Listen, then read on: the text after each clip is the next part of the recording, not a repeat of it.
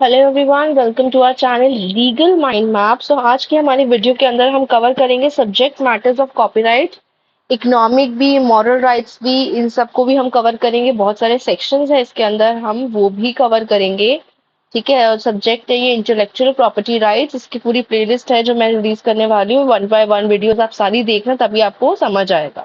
Because मैं पीछे की वीडियोस का कुछ भी आने वाली वीडियोस में एक्सप्लेन नहीं करती हूँ। So, the Indian Copyright Act of 1957 covers various types of works. ठीक है, अलग अलग टाइप्स के वर्क कवर करता है और उनको लीगल प्रोटेक्शन देता है। बेसिकली कॉपीराइट एक्ट क्या करता है, जो वर्क वो कवर करता है, तो उन वर्क्स को, वो कुछ कैटेगरी ऑफ वर्क है जो उसके अंदर आ जाते हैं, उनको वो लीगल प्रोटेक्शन देता है कि कोई और तीसरा पर्सन, सेकंड पर्सन ऑल्सो उस काम का इस्तेमाल नहीं कर सकता। सिर्फ जो ओनर है उसका, जिसका है वो एक रियल आइडिया है, या फिर जिसका वो काम है, जिसने उसे बनाया है, उस काम को किया है, सिर्फ वही उस काम का इस्तेमाल कर सकता है। उसे बेच सकता है, उसकी कॉपीज बना सकता है, बहुत कुछ कर सकता है। उसका तोड़ना फोड़ना भी सब कुछ वही कर सकता है। कोई दूसरा पर्सन उस काम को हाथ भी नहीं लगा सकता है, ना कोई प्रॉफिट कमा सकता है उस काम से। तो उस इस ये जो राइट है कि कोई और पर्सन उस काम को हाथ नहीं लगा सकता है, और लीगल प्रोटेक्शन गिवन दी जा रही है, वो किसके अंडर दी जा रही है? Copyright act 1957। ठीक है, तो अब इसके अंदर ना कुछ ना सेक्शंस है, लाइक कुछ प्रोविजंस है। ठीक है, जो अलग अलग कामों के लिए उसके लिए बने हुए हैं। तो प्लीज मैं ये सारे पढ़ूंगी नहीं इस वीडियो के अंदर, बिकॉज मैंने बहुत इजी लैंग्वेज में आपके लिए सिंप्लीफाई कर दी है। तो सेक्शंस आप पढ़ लेना, जितने लर्न हो फॉर योर एग्जामिनेशन पर्पस आप लर्न भी कर लेना, नॉलेज के लिए भी बहुत अच्छे हैं।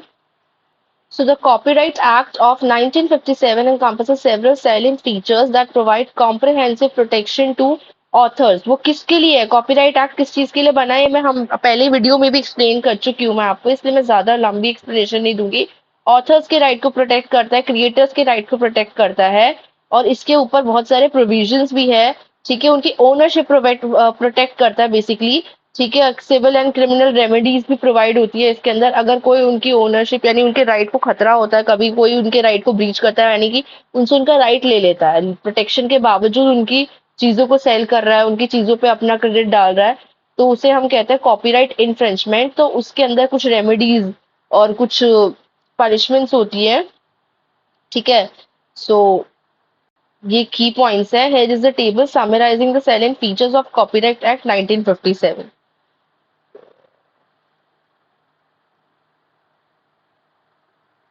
सो अकॉर्डिंग टू दिस टेबल, हम सेलेंट फीचर्स की बात करें अगर हम, तो scope of right conferred to the author, various form of creative work, कुछ मतलब बहुत सारे फॉर्म्स ऑफ वर्क होते हैं क्रिएटिव वर्क, जैसे लिटरेसी हो गया, म्यूजिकल हो गया, थिएटिकल यानी सिनेमाटोग्राफी, और क्रिएटिव साउंड रिकॉर्डिंग एंड ये cinematographic films are protected by copyright under section 13.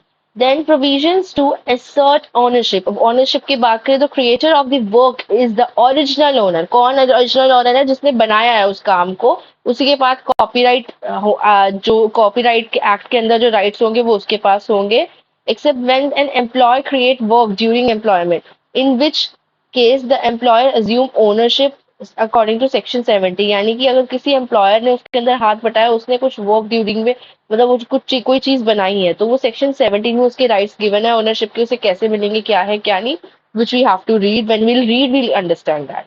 Then civil and criminal remedies. Civil remedies including restitution, injunction हो गया, और अकाउंट इंटरप्रिटेशन,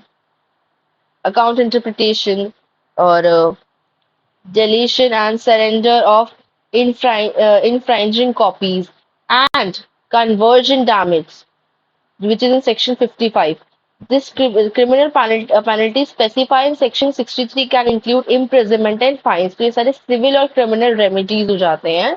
ठीक है, ये सब चीजें हो सकती है अगर कोई जो वो कॉपीराइट इन्फ्रिंजमेंट करता है, कोई भी किसी पर्सन की कॉपीराइट को, राइट्स को ले लेता है किसी से। Then establishment of copyright boards and offices.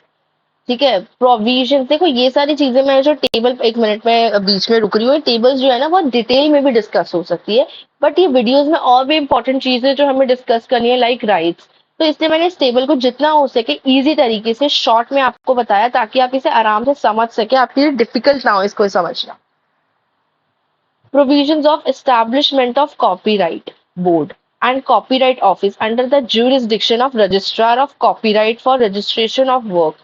तो इसके अंदर सारे प्रोविजंस आ जाते हैं कि कैसे एस्टैब्लिशमेंट होता है कॉपीराइट बोर्ड जो है, कॉपीराइट ऑफिस जो है किस जुरिस्डिक्शन के अंदर पड़ता है, क्या उसका पूरा प्रोसीजर होता है, कॉपीराइट के वर्क को अगर आपको रजिस्ट्रेशन करानी हो उसकी तो उसका क्या प्रोसीजर होता है, which is in section 9 and 11। तो अगर आपको ये टेबल मेथड ठीक लग रहा हो तो दैट्स फाइन। अगर आपको लगता है कि नहीं आपको इसकी एक्सप्लेनेशन और ज्यादा डिटेल में चाहिए, ये table form is fine but आपको और एक्सप्लेनेशन को और डिस्क्रिप्टिव बनाना है, चाहते हैं आप ये समझाऊं मैं, तो प्लीज कमेंट बॉक्स में एक बार मुझे बता देना। ठीक है, ऐसे बहुत उसमें आ जाती है, ये लंबी टेबल है। सेक्शन 2 जो है वो क्या कहता है, definition of works covered under copyright. अब आ जाते हैं सेक्शन 2 पे कि उसके अंदर क्या गिवन है कि जो भी काम कॉपीराइट के एक्ट के अंदर कवर्ड है उनकी definition. The section defines the different type of creative works that are protected under the copyright law. So for example literacy work हो गया, बुक्स हो गए, ड्रामेटिक वर्क हो गया, ये सब चीजें जो है सेक्शन 2 के अंदर बताई गई है कि कौन से काम कॉपीराइट के अंडर आपके कॉपीराइट में कवर होते हैं। फिर सेक्शन 13 की बात करें तो सेक्शन 13 बात करता है subject matter of copyright protection की। ठीक है, this section outlines that what type of works are protected, किस टाइप के काम प्रोटेक्ट होंगे, जैसे कि आर्टिस्टिक काम प्रोटेक्ट होंगे, म्यूजिकल ड्रामेटिक काम, लिटरेरी वर्क, मतलब बेसिकली कैटेगरीज, या फिर sound recordings, cinematograph films. Then section 14 comes with type of rights protected under the copyright, कि कौन से टाइप के राइट्स है जो कॉपीराइट के अंडर प्रोटेक्ट हो जाते हैं, मतलब कॉपीराइट के थ्रू मिलते हैं हमें, कौन से टाइप के राइट्स है वो। तो हमें कॉपीराइट के अंदर जो मिलते हैं वो 3 टाइप्स के राइट होते हैं। First is moral right, second is economic right, third is neighbouring right. Moral rights जो है वो इंटेग्रिटी को प्रोटेक्ट करते हैं, किसी भी ऑथर के काम को। इकोनॉमिक राइट्स जो है वो कवर करते हैं फाइनेंशियल एस्पेक्ट, कि कोई और उसका फायदा ना उठा ले उसके काम का, कोई और प्रॉफिट गेन ना कर ले उसके काम से। ठीक है, कोई रिप्रोडक्शन और डिस्ट्रीब्यूशन की बात की जाती है ना, जैसे आपने कोई मूवी बनाई और कोई और ही उसका फायदा उठा रहा है, कोई और उसे बेच के पैसे कमा रहा है, तो which is wrong. And the neighbouring rights protect performers and producers. Now section 57, and don't worry हम राइट्स को और डिटेल में भी डिस्कस करेंगे इस वीडियो में। सेक्शन 57 की बात करें तो grant of moral rights, where is my pen, या ठीक है, grant of moral rights. This section grants author the rights to claim authorship of their work. ठीक है, ये जो सेक्शन 57 है ये ऑथर्स को राइट देता है कि वो अपने वर्क की ऑथरशिप को क्लेम कर सकते हैं, वो अपने वर्क के ऊपर पूरा हक जमा सकते हैं। ठीक है, उन्हें कोई रोक नहीं सकता है, और प्रिवेंट एनी डिस्टॉर्शन और modification of it that could harm their reputation, और ऐसे कुछ नहीं हो सकता जिनकी रेपुटेशन हार्म हो। In section 37A and 378, grant of neighboring rights. These sections provide rights to performer. ये सेक्शन प्रोवाइड करते हैं परफॉर्मर के जो राइट्स होते हैं, प्रोड्यूसर्स के, बेसिकली जो people those are giving service of sound recording, जैसे साउंड रिकॉर्डिंग के ऊपर, ब्रॉडकास्टर्स के ऊपर, to protect their performance and recording. ठीक है, now the subject matter of copyright which is in section 13 according, ठीक है, तो the subject matter of copyright or the things that can be protected of by copyright law called works are called work। अब section 13 of copyright act 1957 के according हम देख लेते हैं कि किस तरीके से प्रोटेक्ट किया जा रहा है काम को। Original literary work, this includes writing. क्या क्या होता है लिटरेरी वर्क में, राइटिंग इंक्लूड होती है, कोई क्रिएटिव एफर्ट्स है, किसी ने कोई बहुत ही अच्छी पोम लिखी है, ठीक है, बुक्स हो गई, एस्से हो गए, कंप्यूटर प्रोग्राम्स हो गए। ठीक है, it doesn't matter if the work is purely factual और हैज आर्टिस्टिक वैल्यू। इसका मतलब कुछ, मतलब इससे कोई फर्क नहीं पड़ता कि उसकी क्या उस वो वर्क जो है वो पूरा मतलब फैक्चुअल है, फैक्ट के बेसिस पे है, आर्टिस्टिक वैल्यू है, अगर वो किसी की क्रिएटिव स्किल है तो वो प्रोटेक्ट होंगे कॉपीराइट के अंदर, उसे कोई और चुरा नहीं सकता है। क्यों किसी का ओरिजिनल आइडिया है। Then original dramatic work, this covers the pieces created for performance, कोई भी ऐसा काम जो परफॉर्मेंस के लिए क्रिएट किया जाता है, जैसे कोई प्ले। ड्रामेटिक का मतलब आप समझ रही होंगे, कोई प्ले हो गया, कोई डांस कोरियोग्राफी हो गई, कोई स्क्रिप्ट हो गई, ठीक है, मूवीज की, थिएटर की, या फिर कोई लाइक स्पोकन डायलॉग्स हो गया, या फिर एक्शन हो गया ऑन स्टेज। ये सब चीजें भी कॉपीराइट के थ्रू प्रोटेक्ट की जाएंगी। नाउ ओरिजिनल म्यूजिकल वर्क, कोई म्यूजिकल रिकॉर्डिंग हो गई, कोई इंस्ट्रूमेंट हो गया और वोकल हो गया, वो सब भी इसमें प्रोटेक्ट किया जाएगा, musical notion as well as the actual sound produced. जैसे कोई धुन भी होती है ना, वो भी कॉपीराइट के अंदर आ जाती है। Original artistic work. This encompasses visual arts जो देख सकते हैं, like paintings, sculptures, drawing and photographs. It also includes architectural designs and work of artistic craftsmanship, जैसे कि intricate कार्विंग एंड डिजाइन, जो भी आर्किटेक्ट के डिजाइन हो गए, या फिर कोई क्राफ्ट्समैनशिप होती है ना, आर्टिस्टिक, मतलब बहुत अच्छी अच्छी नक्काशी एंड बहुत सारी चीजें होती है जो आर्टिस्ट बना सकते हैं, ठीक है। कोई फर्नीचर हो गया, कुछ ऐसी चीजें जो बहुत यूनिक है, मतलब ये नहीं कि किसी ने टेबल बना के रख दी नॉर्मल सी या फिर कुछ ऐसा कोई नॉर्मल सा पेंटिंग कर दिया या कुछ भी ऐसा कर दिया और उसे हम कॉपीराइट कर देंगे, कोई डिजाइन बना दिया टेबल का और कॉपीराइट हो गया, ऐसा नहीं होता। वो चीज थोड़ी यूनिक होनी चाहिए, ऐसा यूनिक आइडिया होना चाहिए जो पहले कभी किसी ने सोचा ना हो, सोचा भी हो तो उसे कभी किसी ने इम्प्लीमेंट ना किया हो। अब सोचने पे तो हम बैन नहीं लगा सकते किसी के, बट ऐसा कुछ कभी सामने ही ना आया हो, तभी उसे कॉपीराइट में डाला जाएगा। Cinematographic films. This category includes both the visual images जो देख सकते हैं and the accompanying sound recorder, जैसे sounds हो गए वो भी, देखने वाली images भी, movie हो गई जैसे, या फिर sound recorder भी, film और video. It covers any work created through process similar to film making. कोई भी ऐसा film making का process है जिसे हम cover कर सकते हैं copyright में, यानी हम देख सकते हैं, उसका गाना हो सकता है, मूवी का स्क्रिप्ट हो सकती है, मूवी के लिए कोई सीन शूट हो सकते हैं, मूवी के लिए कुछ और किया जा सकता है, कोई धुन बनाई जा सकती है जो सिर्फ उस मूवी में ही चलनी चाहिए, तो एनीथिंग, तो वो सब भी कॉपीराइट में आ जाएगा। साउंड रिकॉर्डिंग हो गई, कोई गाना हो गया, कोई धुन हो गई, कोई ट्यून हो गई, वो भी आ जाएगा कॉपीराइट में, ठीक है। सो कॉपीराइट के अंदर क्या क्या आ जाता है, समरी के अंदर हम डिस्कस करें तो क्रिएटिव वर्क्स इंक्लूडिंग राइटिंग आ जाएगा, performance, music, visual arts, films and sound recordings, तो ये सब कॉपीराइट के अंदर कवर होता है। आई होप आपको समझ आया होगा इसमें। आगे आते हैं हम rights of the copyright holder. अब कॉपीराइट होल्डर जो ओनर है उस काम का, वो कॉपीराइट होल्डर होगा, बिकॉज ओनर को ही कॉपीराइट राइट्स मिलते हैं, जिसने उस काम को बनाया है, उस काम को क्रिएट किया है, जो असली हकदार है उसका। तो अब उसके राइट्स क्या है, ठीक है, उसके राइट्स की भी कैटेगरीज है। यस, तो उसके राइट्स की जो कैटेगरीज है वो है इकोनॉमिक राइट्स और मॉरल राइट्स। तो पहले इकोनॉमिक राइट्स की बात करें तो इकोनॉमिक राइट्स जो है वो सेक्शन 14 के कॉपीराइट एक्ट के अंदर प्रोवाइड किए गए हैं हमें, जो डिपेंड करते हैं टाइप ऑफ वर्क के ऊपर, जैसे कि ओरिजिनल लिटरेरी, म्यूजिकल और ड्रामेटिक वर्क है, ठीक है। तो इसमें क्या क्या राइट्स होते हैं, जैसे राइट टू रिप्रोड्यूस, उस काम को दोबारा बनाना, ठीक है, वो सब उस भी ओनर के पास राइट होता है, क्योंकि काम उसी का है। This means the copyright holder has exclusive right to make copies, उस काम को रीमेक करना या फिर उस काम की कॉपीज बनाना, ठीक है। जैसे कि एक ऑथर है, उसके पास राइट है कि वो रिप्रोड्यूस कॉपीज बना सकता है अपनी बुक की। Right to issue copies, this allow the copyright holder to distribute, वो डिस्ट्रीब्यूट करता है पब्लिक में अपनी कॉपीज को। डिस्ट्रीब्यूट करने का ये मतलब नहीं है कि कोई भी उसको दोबारा बनाएगा क्योंकि उन्होंने अब वो बुक पढ़ ली है और अब वो उसे दोबारा से बना के अपने नाम से बेचेंगे, ऐसा नहीं होता है, वो राइट नहीं मिलता है। डिस्ट्रीब्यूट मीन्स आप पब्लिक में उस चीज को, of course you want to make profit, you have a privilege, right? So you can distribute it and people can use it, but not for profit making. Right to perform in public. The copyright holder can control public performances for of their work, such as musician performing a song in a concert. तो वो भी copyright हो सकता है, वो song चुराया नहीं जा सकता। Then right to make cinematography and sound recordings, जैसे कि अब ये भी एक्सक्लूसिव राइट दिया गया है कॉपीराइट होल्डर को कि वो कोई फिल्म बना रहा है, कोई भी रिकॉर्डिंग है उसके काम की, वो भी कॉपीराइट के अंडर प्रोटेक्ट होगी।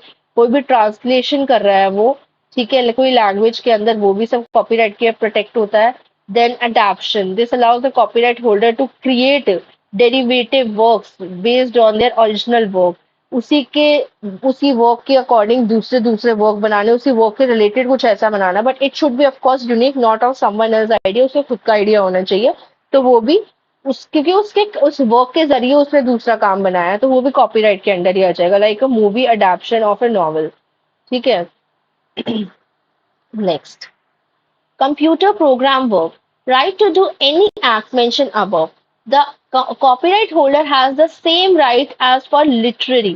जैसे literary, musical right, cinematic work, इन सब के लिए हमने पढ़ा है ना, कंप्यूटर प्रोग्राम्स के लिए भी ऑलमोस्ट सेम ही राइट है। अबव मीन्स जो हमने अभी पीछे स्लाइड्स पढ़ी है उसके बारे में बात की जा रही है। ठीक है, जैसे कि जो सेल का राइट होगा वो भी कॉपीराइट ओनर के पास होगा, उसे रेंट देने का, उसे ऑफर करने का किसी को सेल के लिए, all these rights are with the owner, जिसके पास ओनरशिप है वो कॉपीराइट होल्डर के पास ही होगा। The copyright holder can control the distribution and sale of the computer program, कोई कंप्यूटर प्रोग्राम बनाया गया which is unique and which he has already only made, तो definitely he will get that copyright. Artistic work हो गया, ठीक है, कोई भी पेंटिंग हो गई, कोई भी स्ट्रक्चर हो गया, ड्राइंग हो गई, तो all these works come under artistic works. तो राइट टू रिप्रोड्यूस यानी कि उस काम की कॉपीज बनाना, ये उसी के आर्टिस्ट के पास ही ये राइट होंगे जिसने ये काम बनाया, तो द कॉपीराइट होल्डर। ठीक है।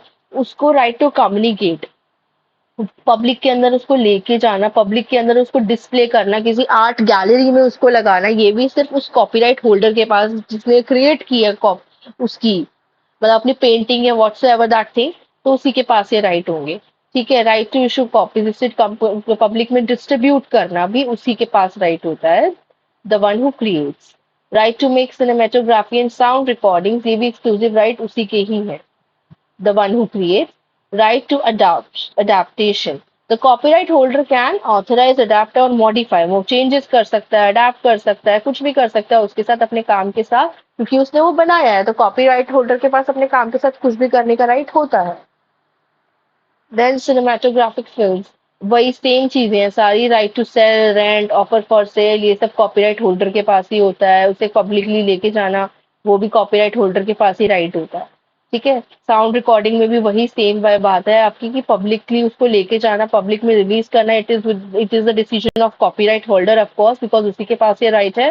ठीक है। उसकी कॉपीज बनाना और आगे पब्लिक में बेचना या जो भी करना है उनको, वो सब भी कॉपीराइट होल्डर के पास ही राइट होते हैं।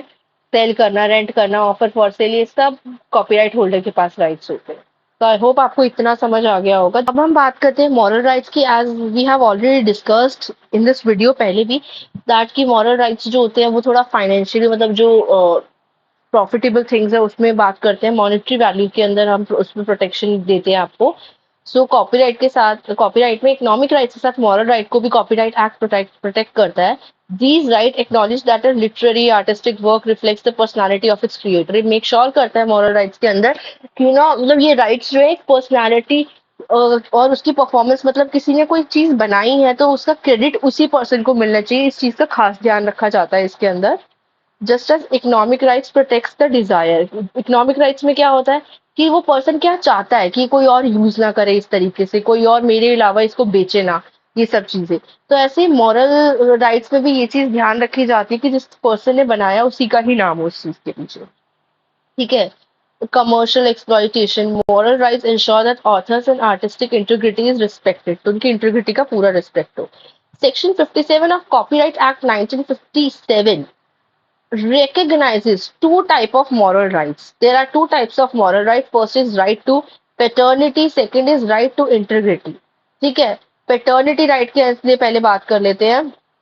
इसके अंदर इंक्लूड होता है author to claim authorship of their work, एक ऑथर जो अपने काम की ऑथरशिप लेता है, that this work belongs to me, I have made this thing, so मेरा नाम होना चाहिए इस चीज के पीछे, that I have made this record और this work belongs to me. Prevent others from falsely claiming ownership, कोई और इसको फॉल्सली ये क्लेम नहीं कर सकता या दोबारा बना के री इन्वेंट करके भी ये क्लेम नहीं कर सकते दैट मैंने किया है ये। ठीक है। जैसे एग्जाम्पल देख लेते हैं, Writer creates a novel and they have the right to be acknowledged as a author and prevent someone else from claiming they wrote it. ठीक है, तो अपनी ऑथर होगा, मतलब जो राइटर होगा वो नॉवल लिखेगा तो ऑफकोर्स वो अपना नाम भी लिखेगा उसके ऊपर, no one else can take that thing. Then right to integrity, इसके अंदर होता है कि right to control any changes made to the work. अब उसका काम पब्लिकली जा रहा है तो उसमें कोई चेंजेस, ऐसे कोई चेंजेस ना कर दे उसके काम के साथ, कुछ गलत चीज ना जोड़ दे कोई भी, कि उसकी रेपुटेशन पे हार्म हो कि अच्छा ये ऐसा कर रहा है, लोगों को ना पता हो कि इसने नहीं किया है, किसी और ने चेंजेस करे हैं, तो उसकी रेपुटेशन, तो इसलिए उससे मॉडिफाई करना, चेंज करना भी किसी को अलाउड नहीं है उसके अलावा। तो दिस जस्ट टू प्रिवेंट कि उसकी रेपुटेशन या फिर उसके ऑनर पे कोई सवाल ना उठे। So it allows author to prevent any distortion, modification, or mutilation of their work that could negatively affect its integrity. जैसे कि if a painter creates a masterpiece, they have the right to prevent anyone from altering, मतलब उसको changes करना, उसके अंदर कुछ आगे पीछे कर देना, कुछ change कर देना, कुछ बना देना उसका नहीं। किसी को भी पेंटर के उस मास्टरपीस पे कुछ भी करने का राइट नहीं है, उसको डैमेज करने का राइट नहीं है। ठीक है, तो उसकी जो रेपुटेशन है वो वैसी की वैसी बनी रहेगी, उसकी रेपुटेशन सेव रहेगी, जो उसने जैसी बनाई है वैसी रहेगी। Then comes sui generis rights. I hope I am pronouncing it right. Sui generis rights. Sui generis rights are special rights created specifically for protecting computer software and database. So they are for computer software and database. These rights were made because traditional copyright law might not fully cover them. ये right इसलिए बनाए गए हैं क्योंकि जो पुराने copyrights है वो शायद ये वाले राइट्स को कवर नहीं कर सकते, क्योंकि इतने पुराने एक्ट्स हैं 19 के, तो उस अकॉर्डिंग ये वाले जो कंप्यूटर है ये सब चीजें बाद में आई हैं, तो अब वो वाले जो है हम उन्हें हटा तो नहीं सकते हैं, but definitely we need few more acts और फ्यू मोर रूल्स, ताकि हम ये जो नया जो डेटाबेस बनाने लगे हैं लोग कंप्यूटर के अंदर और ये प्रोग्राम्स बनाने लगे हैं, इन सब चीजों को भी कोई, इनके काम को भी कोई प्रोटेक्ट करे, कुछ लॉज प्रोटेक्ट करे, तो इसलिए ये हमने इस लॉ को इंट्रोड्यूस किया है। Since they might not always have creative elements.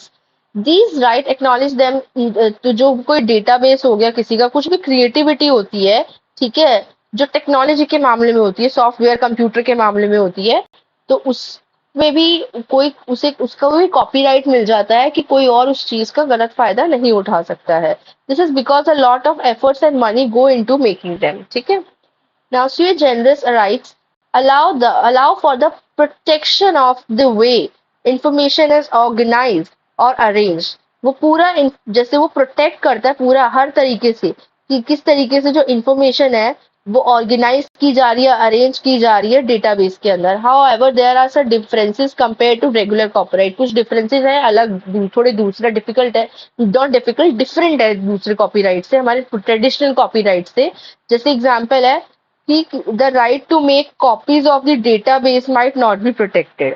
तो हमारे में क्या था, जो जो मैंने आपको अभी तक कॉपीराइट में मॉरल और इकोनॉमिक राइट समझाया, उसमें जो कॉपीज थी वो भी जिस पर्सन का वो राइट, कॉपी होल्डर के पास ही जो कॉपीज बनाने का राइट था वो भी कॉपी होल्डर के पास ही था, बट इसमें ऐसा नहीं है, कॉपीज बनाने का जो डेटाबेस का राइट है वो प्रोटेक्टेड नहीं है।